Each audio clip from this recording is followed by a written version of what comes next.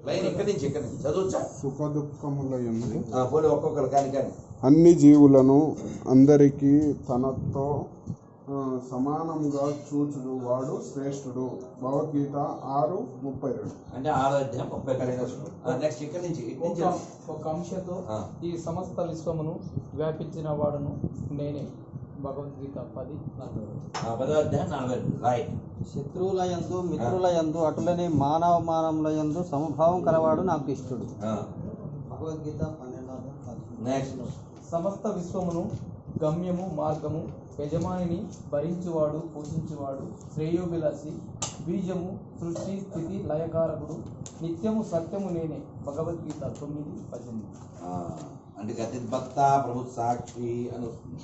Next నన్ను శరణు చొచ్చుము సమస్త పాపముల నుండి విముక్తి గావించెదను శోకింపకము. భగవద్గీత 18వ అధ్యాయం 66వ శ్లోకం. స్వర్గ నరకములు పునరావృత్తములు నన్ను పొందుట వలన మాత్రమే పునర్జన్మ ఉండదు. భగవద్గీత 8వ అధ్యాయం 16వ శ్లోకం. నెక్స్ట్ విద్య వినయం సంపద అయిన బ్రాహ్మణుడు ఎందును గోవును ఏనుగును కుక్కల ఎందును కుక్క మాంసమును భుజించుచుండను ఎందును సమసృష్టితో కలేవాడు జ్ఞాని. భగవద్గీత 5:18. నెక్స్ట్ సగుణ నిర్గుణోపాసములతో దేహదారులైన మానవులకు సగుణోపాసనే శ్రేష్టము. 12వ అధ్యాయం 5వ శ్లోకం. కష్టాలకు పొంగక సుఖాలకు పొంగక సమత్వభావము కల భక్తుడు నాకు ఇష్టుడు. భగవద్గీత 17వ అధ్యాయం 8వ అధ్యాయం. ఇతరుల మనస్సు నొప్పించని సత్యమైన ప్రియమైన మేలు కలిగించు వాక్యములనే పలుకుము. భగవద్గీత 17వ అధ్యాయం 15వ శ్లోకం. నెక్స్ట్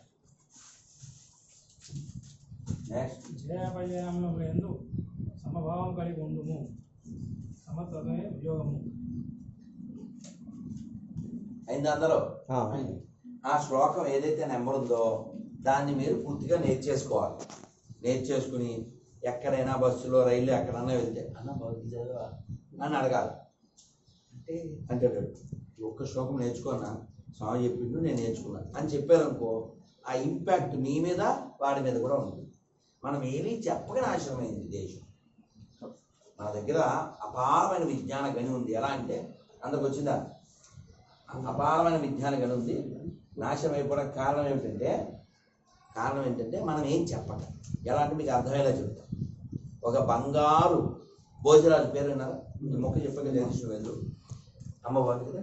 బాగుంది. అడిగింది ఎందుకు అడుగు మా అమ్మగారు. సో భోజరాజు వారు ఎప్పుడో అలా వ్యాహారికి వెళ్ళారు. వెళ్తే ఒక గోడు కాచుకునేవాడు ఎవరు గొర్రెలు కాపడం మొత్తానికి అతను ఓ గుట్ట మీద కూర్చుని వెళ్ళేవాళ్ళు నుంచోండి ఉండేవాళ్ళు ఉన్నారు కూర్చోవాలి. ఆ గుట్ట మీద నుంచుని ఏ భోజరాజా అని చాలా పెద్దగా ఓ గొప్ప కవితాత్మకంగా మాట్లాడుతున్నాడు. కిందకి దిగాక మళ్ళీ బేరం అంటాడు మామూలు మాట. భోజరాజు వారికి సందేహం వచ్చింది.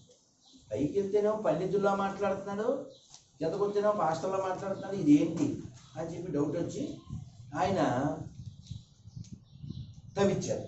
తవ్విస్తే అక్కడ 32 సాలబంజగులతో కూడినటువంటి విక్రమార్కుడు సింహాసనం లేదు.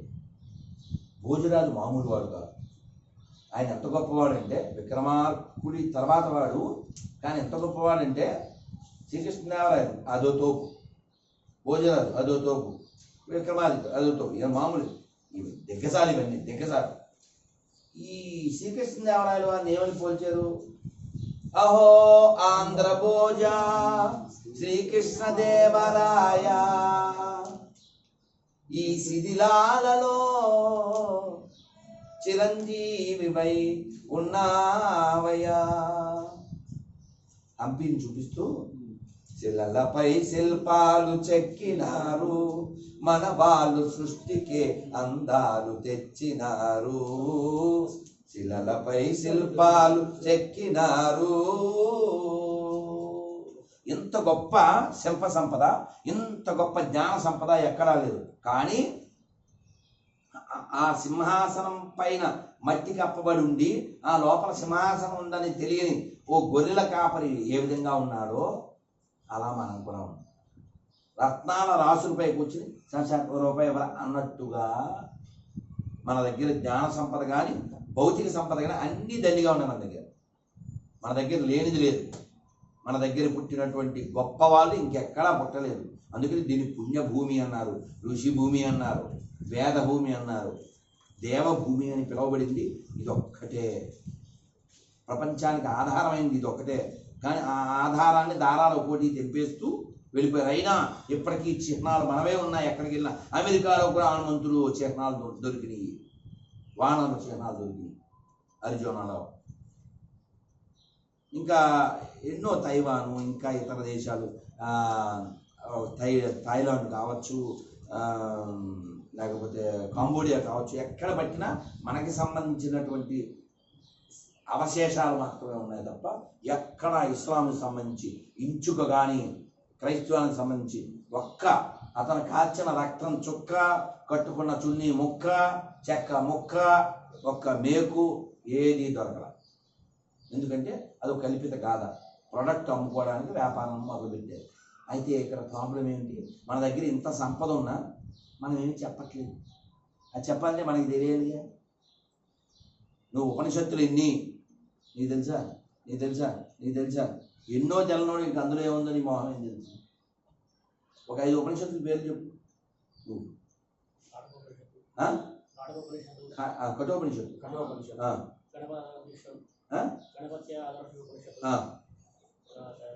చాలా famous. Very good, very good.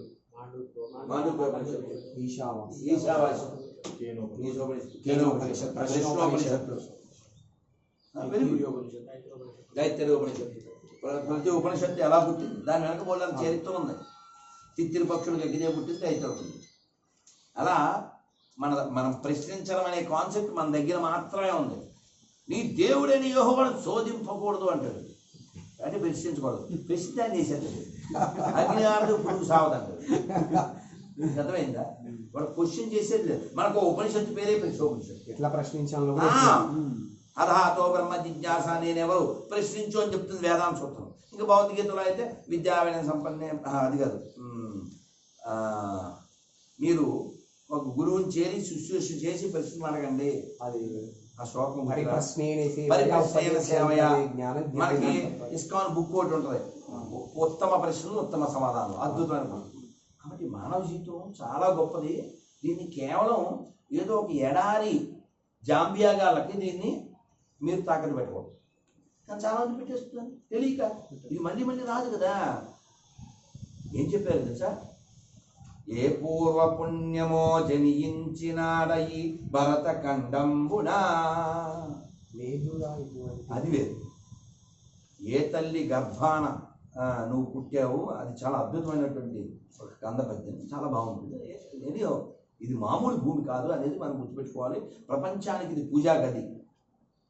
కానీ ఈ భూమి యొక్క గొప్పతనాన్ని, ఇక్కడ ఉన్నటువంటి మహత్తుని మనం తెలియక తెలియజెప్పక దిగజారిపోయారు.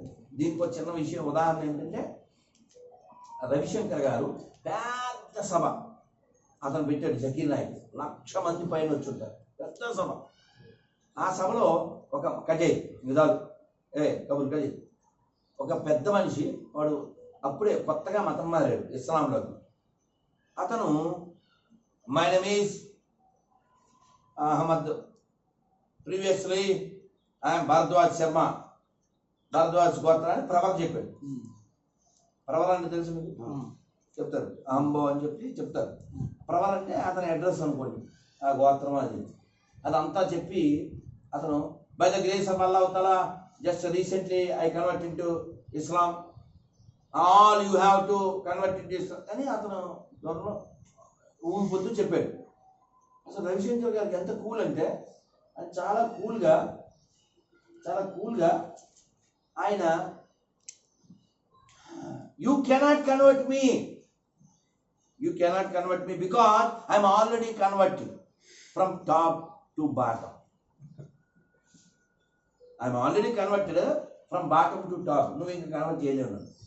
నేనేమంటే, ఇప్పుడు ఓ చైర్లో ఒకడు కూర్చున్నాక ఇంకోటి వెళ్ళి కూర్చోలేడు. ఎందుకని? అది ఫిల్ అయింది, ఆల్రెడీ ఆక్యుపై అయిపోయింది కదా. అలా మనం ఈ చల్లని తెల్లని హృదయాలకి ఇవ్వవలసింది ఇవ్వక ఎవడో వచ్చి ఏదో ఇచ్చేస్తున్నాడు. ఈ దేశం పాడైనా, ఈ దేశం ముక్కలైనా, ఈ దేశం అధపతనమైన హిందువులదే బాధ్యత. రాసుకోండి రాసుకోండి రాసుకోండి. పిల్లోడికి ఆకలేసి అమ్మ టీవీ చూస్తుంది, ఎదిరింటి ఆవిడకి పిల్లలు లేరు, బాబు అని పిలిచింది, 2 ముద్దలు పెట్టింది, 4 ముద్దలు పెట్టింది. ఈసారి ఆకలి అయితే ఏడు చూస్తాడు, ఏంటి ఆంటీ, తప్పెవరిది? కదా కదా కదా. కాబట్టి అమ్మలా ఉండవలసిన పెద్ద తలకాయలు అలా లేరు కాబట్టి ఈ ధర్మం పాడైంది. మొన్న నేను ఒక జిల్లాలో ఒక గుడికి పోయేస్తున్నా, నన్ను తీసుకెళ్ళిన అతను శివారెడ్డి, అతను చెప్తున్నాడు, స్వామి ఇక్కడ ఒక పల్లె ఉంది, ఈ పల్లెలో అందరూ మా వాళ్ళు ఉన్నారు, అంతా రెడ్లు, 90% 2 చక్ర మతంలోకి వెళ్ళిపోయారు. ఊరి పేరు ఏంటన్నా? అయ్యవారిపల్లి. నాకు అప్పుడు ఏమనిపించింది, అయ్యవార్లు వాళ్ళకి ఏం చెప్పక కదా ఆడు పాడైపోయాడు. రెడ్డి గడ్డి ఎందుకు తిన్నాడు? రెడ్డి గడ్డి ఎందుకు తిన్నాడు? అయ్యవారు చెప్పలే. అయ్యవారు అంటే తలకాయ కదా. బ్రాహ్మణ ముఖమాసి, ఎక్కడుందో ముఖం? ముఖం సక్రమంగా లేక సుఖం లేదు. చూడు వీడికుండా వచ్చు, నో ముఖం నో సుఖం. అవునా? దేశభక్తి దైవభక్తి రెండూ కలిసినటువంటి తలకాయలు ఉంటే మిగిలిన తల చెడిపోవు. నేను ఈ దేశం కోసం తల తీయించుకోబడిన, ఉరి శిక్ష వేయబడిన వీర ఉయ్యాలవాడ నరసింహారెడ్డి వారసుందా, నేను గడ్డి తింటానరా అని ఎదిరించాలి ఒరిజినల్ రెడ్డి అయితే. కానీ ఆ ఉయ్యాలవాడ నరసింహారెడ్డి గురించి చెప్పేవాడు లేడుగా, చెప్పేవాడు లేడుగా. రెడ్డి రాజులు అని పరిపాలన ఉంది, చదువుకున్నామా? కొండవీటి రెడ్డి రాజు. మరి రెడ్డి రాజుల వారసులు గడ్డెలా తింటున్నారు? చెప్పేవాడు లేక. మన పూర్వుల మహనీయుల స్మరించి, అదే మన సంస్కృతి మహోన్నతిని గుర్తెరిగి, సమతాభావము పంచి ఎదయదలో ప్రేమ నింపి, జాతిని సేవించుదాం, మన భారతినే పూజించుదాం. జన జాగృత నవ భారత మహోదయం ఈ కనులతోనే గాంచుదాం, ఈ జీవితమున సాధించుదాం. అది ఎలా ఎలా ఎలా జరుగుతుంది? మీకేం తెలిసేస్తే, మీరేమన్నా పాటిస్తే ఇంకోటి చెప్పరానుకోండి, నువ్వు తాడే కట్టుకోవు, నువ్వు బొట్టే పెట్టుకోవు. మీకు ఎవరికైనా గట్స్ ఉన్నాయా? ఒక భగవద్గీత పట్టుకుని రైల్లో బస్సులో క్యారీ చేస్తూ చదువుతూ ఉండండి, సెల్లో సొలి చెప్తున్నాను. ఎక్కడికి వెళ్ళినా నేను భగవద్గీత పట్టుకెళ్తాను, ఎక్కడైనా చదువుతాను, రైల్లో బస్సులో ఆటోలో విమానంలో ఎక్కడైనా. మీరు ఏం లేదు, ఒక మంచి బుక్ అయితే ఎక్కడ సార్ భగవద్గీత మాస్టర్ ఈ సైజ్ ఉంటుంది, ఎక్కడ లేవాల్సిన పంపు ఒకటిదాన్ని ఎంత ఉంటుంది. ఇస్కాన్ భగవద్గీత అయితే బ్యాగ్లో పెట్టుకోండి, బుక్ బరువు కదా, పెట్టలేవు కదా, చిన్నది పెట్టి 20 రూపాయలు గోరఖపూర్ గీతా ప్రెస్ వాళ్ళకి. నేను రోజు 100 భగవద్గీతలు పంచుతాను తిరుపతిలో. కొన్ని వేల భగవద్గీతలు పంచాను. ఆ బుక్లో ఆవులు పెట్టుకో, బస్సులో కూర్చున్నాం, చదువుతామండి. కుర్రోడు 20 ఏళ్ళ కుర్రోడు చదువుతున్నాడు. ఈ 60 ఏళ్ళు వచ్చి రిటైర్ అయిపోయినటువంటి సిగ్గులేని హిందూ ఉంటాడే, వాడు ఆశ్చర్యపోతాడు. సిగ్గు తెచ్చుకోవాలి, కానీ అది సిగ్గు ఉండదు. అది ఏం చేస్తాడంటే, ఏరా ఏందిరా అప్పుడే భగవద్గీత మొదలెట్టామంటాడు. వాడు ఇంకా చదవలే ఎదవా, రిటైర్ అయ్యాడు. కొన్నాడు చదువుతున్నాడు, కూసేగాడికి వచ్చి ఈ మహబూబ్నగర్ జిల్లా పాలమూరు జిల్లా నుంచి ఒక పిల్లోడు ఫోన్ చేశాడు, గురుగారు నేను భగవద్గీత చదువుతున్నా మీ వీడియోలు చూసినాక, కానీ మా పక్కింటి అవ్వ ఎందుకు అప్పుడే చదువుతున్నావు, ఇంకా చాలా టైం ఉంది అంది. అట్లనా సరే ఒక పని చేయి, ఈసారి అట్లా చెప్తే పెన్ను పేపర్ తీసుకో, అవ్వ ఒక సైన్ చేయను. ఎందుకు బిడ్డ, ఎందుకని నువ్వు ఎప్పుడు చేస్తావో చెప్పు అని నేను ఇది మానేస్తాను. నువ్వు సచ్చేదేమన్నా ఒక గ్యారెంటీ ఉంది? నాకు 20 ఏళ్ళు 30 ఏళ్ళు ఇప్పుడు చదవద్దు, 60 ఏళ్ళు వచ్చాక చదవన్నావు కదా, నేను ఎన్నేళ్ళు జీవిస్తా, నువ్వు ఎన్నేళ్ళు జీవిస్తావు, ఎప్పుడు చేస్తావు కాగితం మీద రాసి. ఇవాళ రాత్రి ఆఖరి రాత్రి కావచ్చుగా. పదం పదం ఎత్ విపదం. పిల్లలు భగవద్గీత కానీ పురాణాలు చదివితే సంసారానికి పనికిరారు అని వీళ్ళ భావం. అలా ఎక్కిచ్చారు. మీరు చిన్న చిన్న లాజిక్ చెప్తాను. భగవద్గీత ఎవరెవరికి చెప్పారు?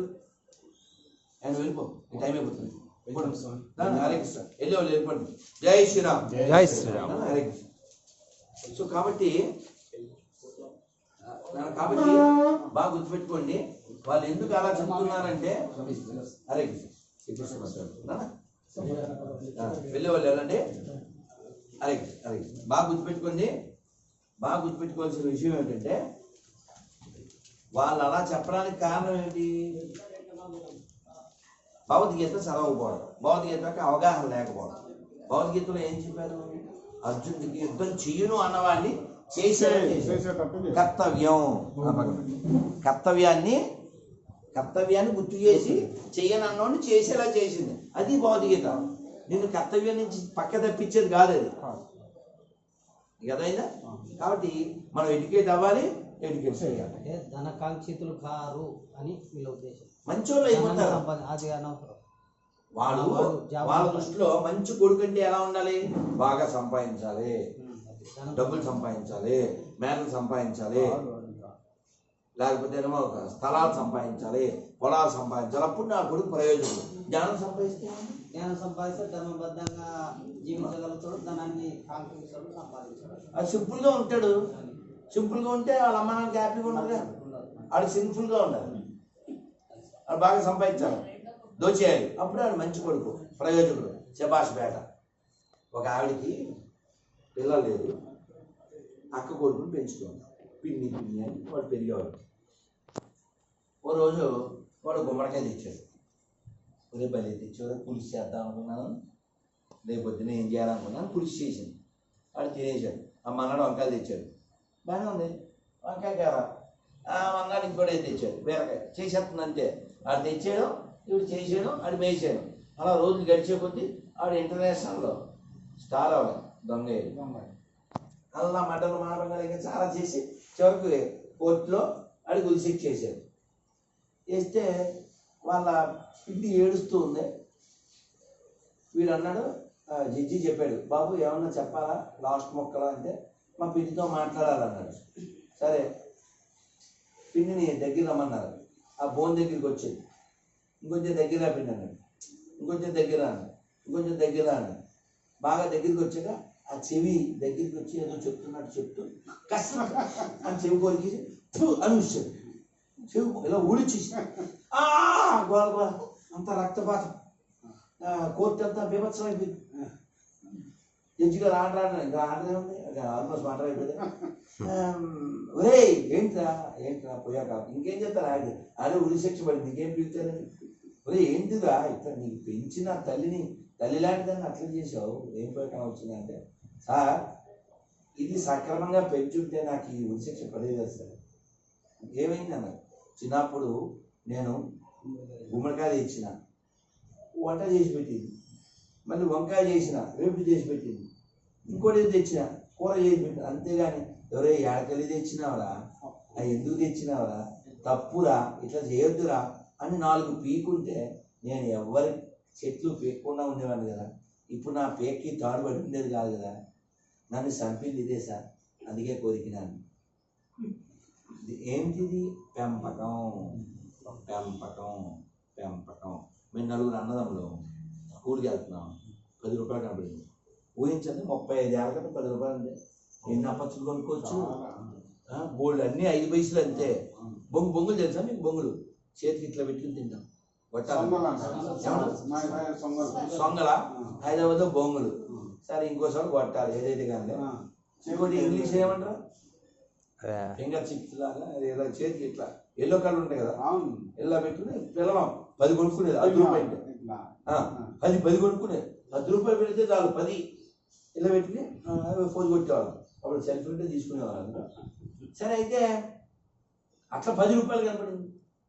నలుగురికి ఎక్కువది, కానీ మేము అలా చూస్తూ ఉన్నాం. ఎందుకని? మా నాన్న ఎఫెక్ట్.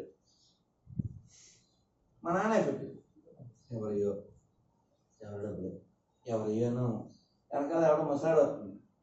మా అమ్మ ఇక డబ్బులు ఉన్నాయి మీయేనన్నా. మాకు తెలిసి ఆవిడ కాదు కానీ నాయే అని పట్టుకుంది.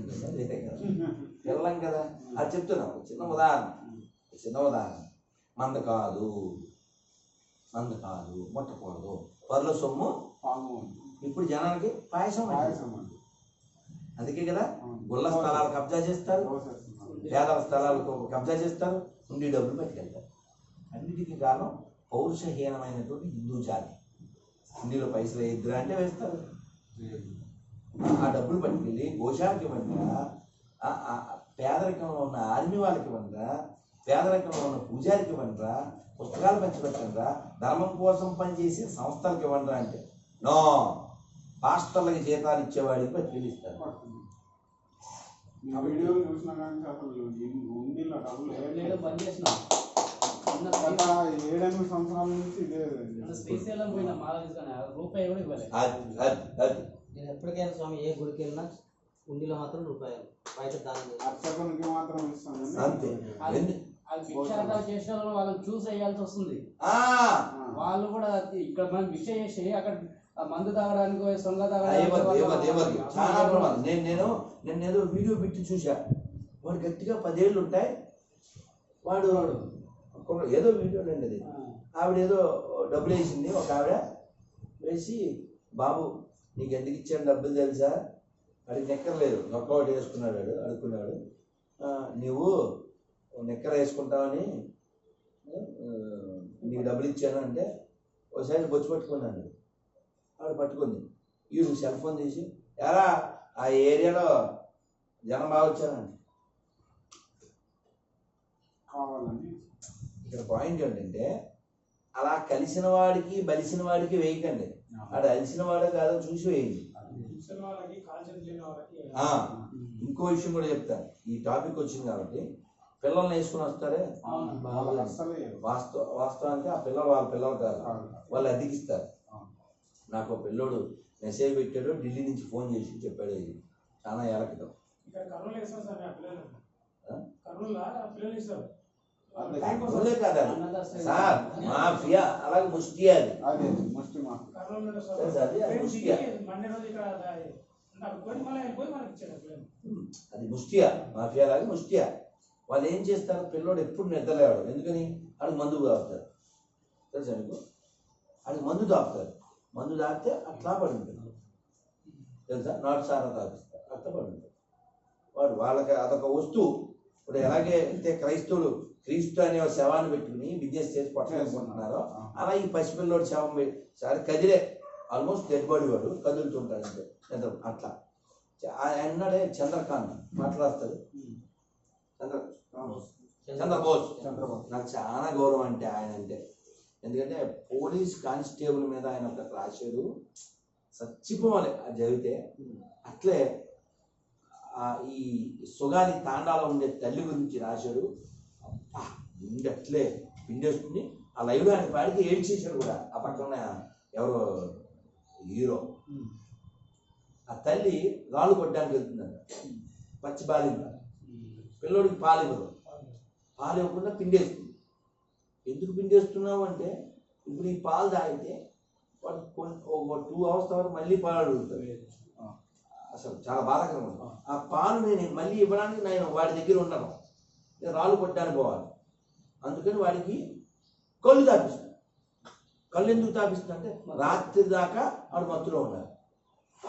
ఆయన పాట రాశాడు, జ్ఞానం పోతుందిలే.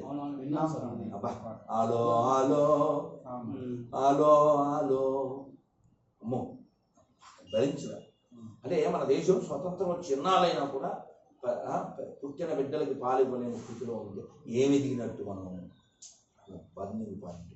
అందుకని చాలా డబ్బున్న వాళ్ళకి హృదయం ఉంటే దేశము ప్రపంచం బాగుంటుంది. మనం చెప్పాను కదా, గోధుమలు విపరీతంగా పండినాయి 1968లోనో 70లోనో అమెరికాలో, విపరీతంగా ఎక్కువైపోయింది. వాటిని ఏం చేశారు వాళ్ళు, ఏం చేశారు, ఎన్నో దేశాలు పేద దేశాలు ఉన్నాయి, వాటికి ఇవ్వాలి కానీ ఇవ్వరు. ఏం చేశారు, సముద్రంలో పెద్ద హృదయం లేనప్పుడే ప్రపంచం ఎలా ఉంటుంది. అందుకని మనం పెంచుకోవాల్సిన మతం ఏంటి ప్రపంచంలో, దయామతం పెంచాలి. దయామతం, ఏకాత్మ భావన పెంచాలి అందరిలో. జీవులలో శివుడున్నాడండి, జీవుడే శివుడని తెలియండి, జీవుడే శివుడని తెలియండి, జీవహింస మానండి, జీవహింసతో బతికేవాడు శివుని మెప్పు కనలేడండి, జీవులలో శివుడున్నాడండి. అందుకని పాత సినిమాలు చూడండి, మన గ్రంథాలు చదవండి. మనం ప్రపంచాన్ని ఎప్పుడూ దోచుకోమని ఏ గ్రంథంలోనూ లేదు, ఎవరిది ధ్వంసం చేయమని ఏ గ్రంథంలో లేదు. వ్యక్తిగతంగా లోపాలు ఉండొచ్చు, కానీ ఇతరులకి కీడు చేయమని మనకి ఏ గ్రంథంలో లేదు. కానీ చాలా స్పష్టంగా ఆశ్రమ మత పుస్తకాల్లో ఇతరుల ఆస్తులు ధ్వంసం చేయండి, వాళ్ళ ఆడవాళ్ళని ఎత్తుకోండి, వాళ్ళ ఆరాధనా కేంద్రాలు ధ్వంసం చేయండి చాలా స్పష్టంగా ఉంది. కాబట్టి ఒక పంది స్వచ్ఛ భారత్ గురించి చెప్పినట్టు పాషాణ మతాల వాళ్ళు మనకు ఆధ్యాత్మికత గురించి చెప్పాలంటే చాలా హాస్యాస్పదం. అందుకని పిల్లలతో చదివించండి. శివాజీ గురించి చెప్పండి, రాణా ప్రతాప్ గురించి చెప్పండి, ఝాన్సీ లక్ష్మీబాయి గురించి చెప్పండి. రేపొద్దున ఈ పిల్లలు ఎదగాలి. ఎలా ఎదగాలంటే ఒక్కొక్కడు సినిమా డైరెక్టర్ అవ్వాలి, ఒక్కోడు ఒక హీరో అవ్వాలి, ఒక్కోడు ఒక కరెక్టర్ అవ్వాలి, వాడు శాసించాలి. ఫర్ ఎగ్జాంపుల్ ఏం పేరు గణేష్, ఈ గణేషే కరెక్టర్ అయ్యాడు అనుకోండి, వాడు రోజు టేబుల్ మీద భగవద్గీత పెట్టి చదువుతాడు. చదివితే ఏముంది, మిగిలిన వాళ్ళు కూడా నటించడానికైనా భగవద్గీత తెస్తాడు. సార్ నమస్తే సార్, నేను కూడా తెచ్చింది సార్. వాడి ముందు బిల్డప్ కోసం నిన్న మాస్టర్ చెప్పారు, ఆ శ్రీశైలం ప్రాజెక్ట్లో ఎప్పుడో ఒక క్రైస్తవుని సిఇయా ఏదో సూపరింటెండెంట్ ఆఫ్ ఇంజనీరింగ్ కింద వేశారు. అందరు క్రైస్తవులు కదా, ఏం చేశాడు, అధికారంతో అందరు క్రైస్తవుల్ని అక్కడ ఉద్యోగంలో చేర్చుకున్నాడు.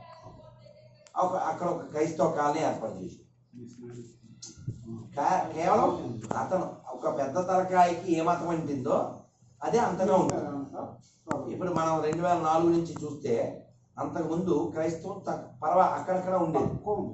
అయితే ఆ తర్వాత ఏమైంది అంటే ఏ ఊళ్ళో అయినా సరే క్రైస్తవులు లేకపోయినా చర్చి కట్టేమన్నారు, పైసలు వచ్చింది. తెలంగాణలో సత్యం పోయింది, ఆంధ్రాలో అంటే విషయం ఏంటంటే వాళ్ళకి మనకేమిటంటే మనకేం ముఖ్యం, హిందువులకి డబ్బులు ముఖ్యం, పేరు ముఖ్యం, స్థలాలు ముఖ్యం, పొలాలు ముఖ్యం, రాజకీయం ముఖ్యం, కులం ముఖ్యం.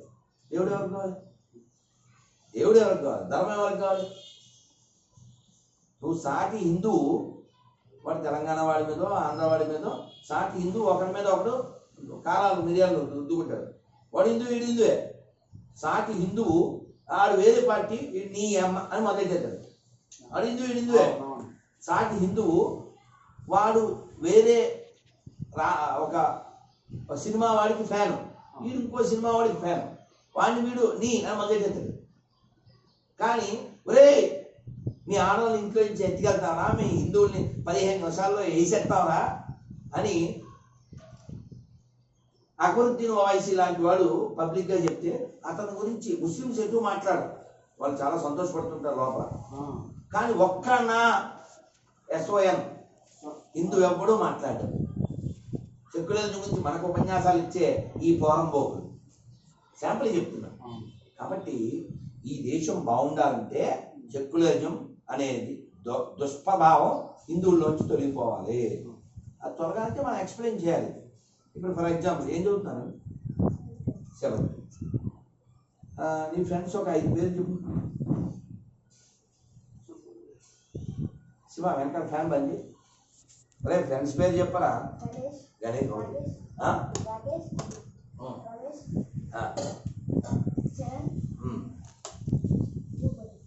ఓకే, నువ్వు చెప్పు. కార్తిక్, శ్రీచరణ్, చరణ్, రమేష్, చాలు. ఓకే, సో వీళ్ళంతా హిందువులే. వీళ్ళంతా బొట్టు పెట్టుకుంటారా, పెట్టుకోరా? పెట్టుకోకపోతే పెట్టుకోమని చెప్పాలా. వాడు పెట్టుకున్నా నువ్వు పెట్టుకోలే. ఇప్పుడు వాడు నోటి పీకు గుర్తుండాలి అందరూ. నోటి పీకు నెమ్మదిగా వచ్చినప్పుడు హడావడి ఎక్కించుకొని వచ్చాను. సరదాగా లేండి, ఊరికే వస్తున్నాం కదా అన్నట్టు సరదా అయిపోయి. నువ్వు బడికి పోయినప్పుడు ఏం రా బొట్టు పెట్టుకోలే అని చెప్పాలి. రేపు పొద్దున పెట్టుకోలేదు, ఏం రా బొట్టు పెట్టుకోలే అని గుర్తు చేయాలి. అర్థమైందా? అట్లే ఎవడైనా మీ ఫ్రెండ్స్లో చర్చికి పోదామను, లేదా వాళ్ళ దేవుడి గురించి ఒక 3వ తరగతి అమ్మాయి, తిరుపతిలో 3వ తరగతి అమ్మాయి, ఆ స్కూల్ మేట్కి అది ఉపన్యాసం. మీరు కొండ మీద ఉన్న ఆయన దేవుడు కానీ ఆయన నమ్ముకోవద్దు, మా పార్టీలో జాయిన్ అయిపోండి అంటే వాళ్ళ అమ్మ ఎంత ఎక్కించి ఉంటుంది దాన్ని. నేను లైవ్లో చూసా, 5 ఏళ్ల పిల్లోడే లైవ్లో చూసా. వాడు ఇలాంటి మాటలు మాట్లాడు. ఎవరు ఎక్కించారు? వాడు విషం ఎక్కించినప్పుడు నువ్వు అమృతం ఎక్కించవా? నీకు బాధ్యత లేదా? చెప్పాలి. ఒరే మీరు చెప్పండి, మీకు తెలీదు అయినా చెప్తాను. అన్ని మతాల సమానమేనా? నువ్వు మొయ్ నీకెందుగా? అవును అని అనబోయేవుగా ఇందాక. సహజంగా ప్రతి హిందువు ఎవడైనా అట్లే అనుకుంటాడు. అన్ని మతాలు సమానం కాదు. ఎందుకు కాదు తెలుసా? అన్ని మతాలు సమానం కాదు. ముస్లిమ్స్, హిందువులు, క్రైస్తవులు సమానం కాదు. ఇది ఇప్పుడు ఈ వీడియో చూశాక కింద వీడియో పెడతాయి. ఎంత దుర్మార్గం, స్వామీజీ అయ్యుండి పిల్లల మనసులో విషబీజాలు నింపుతున్నాం అంటాడు. ఎంత చెప్తున్నాం అన్నాడు. ఎందుకంటే ఆడు పిరికేదాం కదా ఆ కామెంట్ పెట్టేవాడు. అది పిరికి మురికి. మీకు తెలుసా సెక్యులరిస్ట్ అంటే పిరికి వేదవలే. సెక్యులరిస్ట్ అంటే ఎవరు? పిరికేదవలు. అంతే. అసలు నా టార్గెట్ లో ముస్లిమ్స్, క్రైస్తవులు లేరు లేరు లేరు మళ్ళీ సెక్యులర్. నా టార్గెట్ లో వాళ్ళు అసలు లేరు. మేము కూడా ముస్లిం షాపులలో ఏది కొన్నాం. వాడు హిందూ అయితే కూడా, వాడు క్రిస్టియన్స్ అయితే కూడా అసలు షాప్ దగ్గర పోము. మీరు ఏం లేదప్పా, ఇగో పాలు సిక్కగా ఉన్నాయి, ఏ లెవెల్లో ఉందని ఒకటి పెడతారు కదా సార్, మీటర్ పెడతారు కదా, బ్లాక్ మీటర్ పెడతారు కదా. అట్లా మరి వాడి మేటర్ తెలుసుకోవడానికి మీరు మీటర్ పెట్టండి.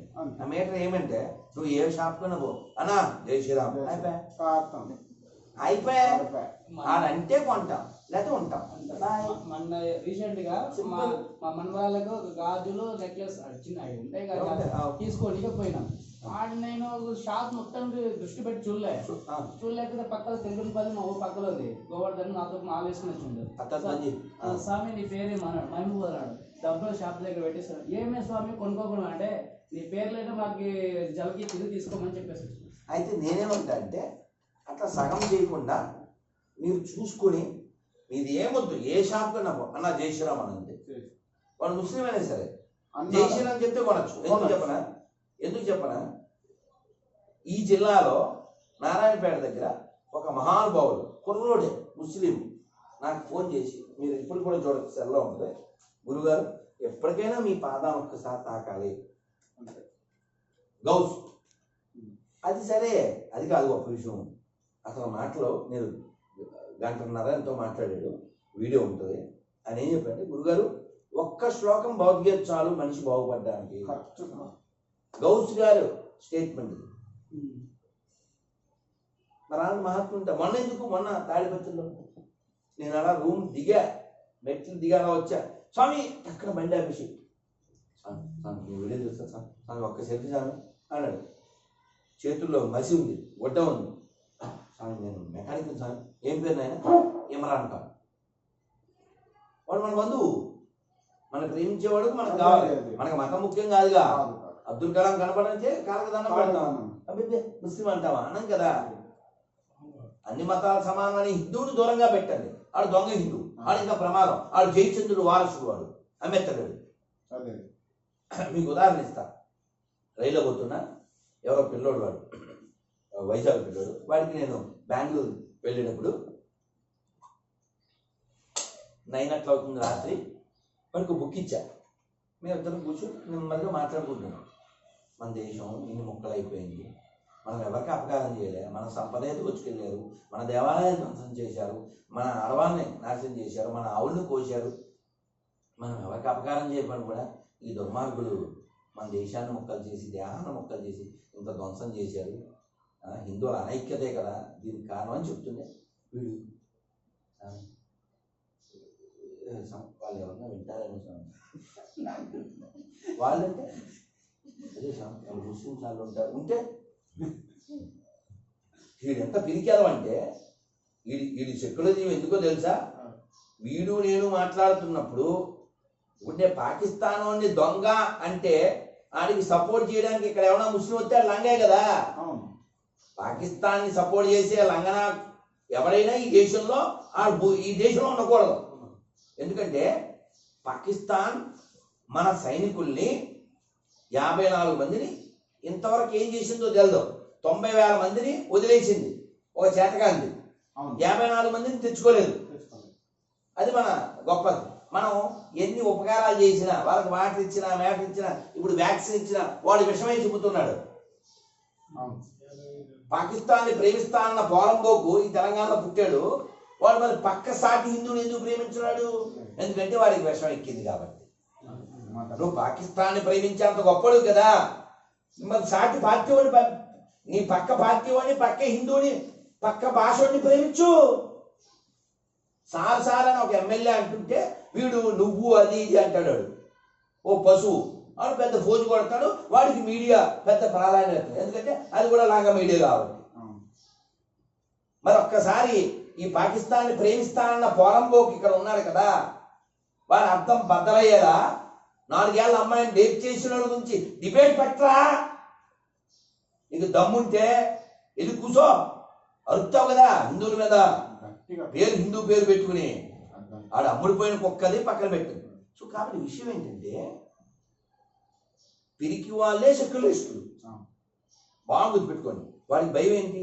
మనం మాట్లాడుతున్నాం, వాళ్ళు వచ్చి ఈయన్ని చూసి మన వేసేస్తారేమో, అందుకని వీడు నటిస్తారు. అది విషయం.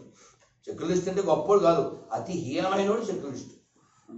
వాళ్ళ సంక్రాంతి మీకు అందుకే చూడండి, సెక్యులరిజం అనేటువంటి దరిద్రం మనకు అందించినటువంటి ప్రప్రథములు ఎవరైతే ఉన్నారో, ఒక్క లాఠీ దెబ్బ తగలనోడు, ఒక్కసారి జైల్లో ఉండనోడు, ఒక్క దెబ్బ తగలనోడు మనం పరిపాలించాడు 17 ఏళ్ళు. ఫస్ట్ లాఠీ దెబ్బలు తిని కుటుంబాన్ని కోల్పోయిన వల్ల ఏ పదవులు లేవు. చివరికి సర్దార్ పటేల్ గారికి ఆయన చనిపోయిన తర్వాత వాళ్ళ ఇంటికి దిక్కుమొక్కు లేదు. ఒక దేశ ఉప ప్రధాని హోమ్ మినిస్టర్ చచ్చిపోతే ఆ తర్వాత ఇంట్లో వాళ్ళకి భరణాలు ఏం లేవంట. కానీ ఇక్కడికి విదేశం నుంచి కొత్త చేతులతో వచ్చిన బార్ డాన్సర్ ప్రపంచంలో అత్యధిక ధనవంతురాలు. మరి ఏ వ్యాపారం చేసింది? ఇక్కడికి వచ్చాక భారతి ఏం ఓపెన్ చేయలేదా? ఓ క్లబ్ డాన్సర్ ప్రపంచంలో అత్యధిక ధనవంతురాలు ఎలా అయింది? పార్టీ అధ్యక్షురాలు అయింది. ఓకే, ఒప్పుకుంటాం, వాళ్ళ పార్టీ విదేశీ పార్టీ కాబట్టి. మరి డబ్బులు ఎక్కడి నుంచి వచ్చినాయిరా? ఇదేం భార్య ఓపెన్ చేయలేదా? దేశాన్ని నమ్మితే అవుతుంది. కాబట్టి దేశమే ప్రధానం అనేవాడు దేశంలో ఉండాలి, మానవత్వమే ప్రధానం అనేవాడు భూమి మీద ఉండాలి. ఈ రెండే కాన్సెప్ట్ మనం. అంతే. 2 నిమిషాలు చెప్పే. మాది ఇక్కడ నుంచి 13 kilometre Beerelli village. Beerelli. Okay. అయితే అక్కడ గతంలో మా ఊరికి పక్కన 2 కిలోమీటర్ల దూరంలో చర్చి కట్టాలని చెప్పి ప్లాన్ చేశారు. బస్సాపురం. ఒక్క నిమిషం బాబు, ఒక్క నిమిషం. నన్ను చెప్పండి. పాస్.